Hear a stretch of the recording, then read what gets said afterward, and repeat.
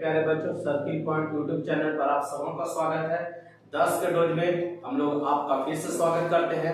आज हम लोग फिर एक बार 10 शानदार प्रश्नों का रिवीजन करने जा रहे हैं। आप सभी बच्चे इस प्रश्न पर निगाहें जमा कर बैठे और प्रश्न को आप शांतिपूर्वक ध्यान से इसको याद करते चले।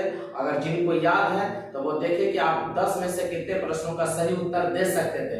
हालांकि वन लाइनर क्वेश्चन है तो आपको यह देखना होगा, तय करना होगा कि आप कितने प्रश्नों का उत्तर दे सकते थे कंफर्म रूप से। ये नहीं कि ऑप्शन मतलब वो रहता तो डिफरेंट कर जाते हैं, ऐसा नहीं होना चाहिए। मैंने कंफर्म जो आपको याद है तो आप देखिए कि कितने प्रश्नों का उत्तर दे सकते थे। और 10 के डोज आप लोग के लिए प्रत्येक दिन बिहार दरोगा, बिहार पुलिस, एसएससी, एमटीएस सभी परीक्षाओं को ध्यान में रखते हुए जितने भी जीके जीएस पर आधारित प्रश्न होने वाले हैं ध्यान में रखते हुए 10 शानदार प्रश्नों का रिवीजन किया जाता है, जिससे आप याद करें और रिवीजन करते हैं, जिससे पीछे जो आपका पढ़ा हुआ है वो सब याद रहे। तो चलिए बढ़ते हैं आज के पहले सवाल पर। पहला प्रश्न है, कल्याणकारी राज्य का आदर्श कहाँ वर्णित है? ध्यान दीजिएगा, कल्याणकारी राज्य का आदर्श कहाँ वर्णित है? तो राज्य के नीति निर्देशक तत्व में। राज्य के नीति निर्देशक तत्व में पूछ लेगा। राज्य का नीति निर्देशक तत्व संविधान के कितने भाग में है? तो चौथे भाग में। राज्य का नीति निर्देशक कितने भाग में? तो चौथे भाग में। अनुच्छेद पूछेगा तो 36 से लेकर 51 तक। फिर से याद रखेंगे, कल्याणकारी राज्य का आदर्श कहाँ प्रस्तुत है? तो राज्य के नीति निर्देशक तत्व में। और कितना में? तो भाग 4 में 36 से लेकर 51 तक। लोकसभा के स्पीकर का निर्वाचन कौन करता है? तो लोकसभा के सभी सदस्यों के द्वारा। लोकसभा का स्पीकर या उसी को कहते हैं हिंदी में अध्यक्ष। लोकसभा अध्यक्ष का निर्वाचन कौन करता है? तो लोकसभा के सभी सदस्यों के द्वारा। लोकसभा के सभी सदस्यों के द्वारा। भारत में नियोजित अर्थव्यवस्था किस पर आधारित है?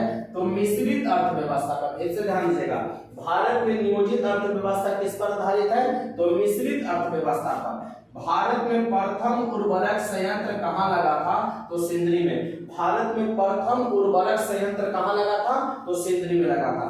वर्षा की बूंद गोलाकार आकृति का होता है, इसका कारण क्या है? वर्षा की बूंद गोलाकार आकृति का होता है, इसका कारण क्या है?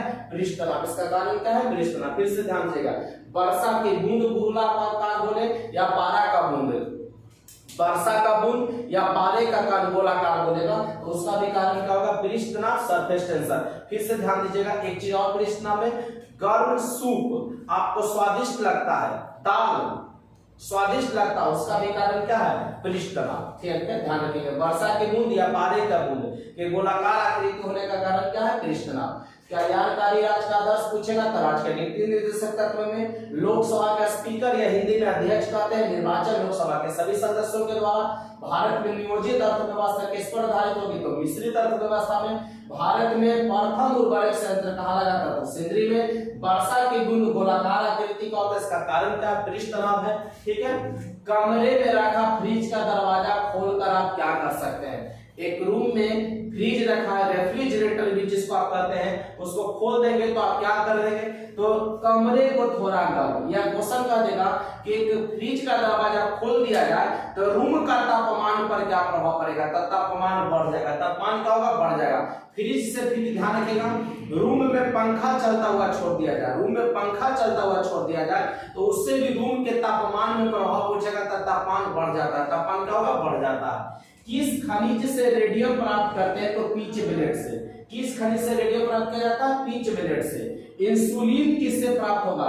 तो डालिया की जड़ों से। इंसुलिन किससे होगा? तो डालिया की जड़ों से। परमाणु बम का सिद्धांत किस पर आधारित है? तो नाभिकीय विखंडन पर। परमाणु बम पूछेगा तो नाभिकीय विखंडन पर, और हाइड्रोजन पूछेगा तो नाभिकीय संलयन पर। फिर से ध्यान रखेंगे, हाइड्रोजन बम पूछेगा तो नाभिकीय संलयन, और परमाणु बम का सिद्धांत पूछेगा तो नाभिकीय विखंडन। नाभिकीय विखंडन पर कौन? परमाणु बम। और हाइड्रोजन पूछेगा तो नाभिकीय संलयन। नाभिकीय संलयन। छोटा नागपुर जनजाति विद्रोह कब हुआ था? 1820 में। छोटा नागपुर जनजाति विद्रोह कब हुआ? 1820 में। कमरे में रखा फ्रिज का दरवाजा, कमरे में रखा फ्रिज का दरवाजा खोलकर आप क्या कर सकते हैं, तो कमरे को थोड़ा सा गर्म कर सकते हैं। किस खनिज से रेडियम प्राप्त होगा, तो पिच बेलेट से प्राप्त होगा। इंसुलिन किससे प्राप्त होगा, तो डालिया की जड़ों से। परमाणु बम किस सिद्धांत पर, तो नाक के विखंडन पर। हाइड्रोजन कुछ नाक के संलयन पर। छोटा नागपुर जनजाति विद्रोह कब हुआ, 1820 में। तो बच्चों 10 प्रश्नों का संधान रिवीजन 10 के डोज में आप लोगों ने किया। 10 में से कितने प्रश्नों को आप जवाब दे सकते थे, कमेंट बॉक्स में आप जरूर लिखकर बताएं। तो मिलते हैं कल के वीडियो में, तब तक के लिए यहीं तक। आप इसको देखते याद कर लीजिए और टेलीग्राम पर देखेंगे और यूट्यूब चैनल पर आप लोग को प्रश्न का जो सीरीज दिया जाता है आप उसको याद करते रहिए। और जो बच्चे टेलीग्राम से नहीं जुड़े हैं आप जुड़ सकते हैं, लिंक उसका आपको डिस्क्रिप्शन में मिल जाएगा, आप वहां से जाकर जुड़ सकते हैं। तो मिलते हैं कल के वीडियो में, तब तक के लिए जय हिंद, जय भारत, बेस्ट ऑफ लक।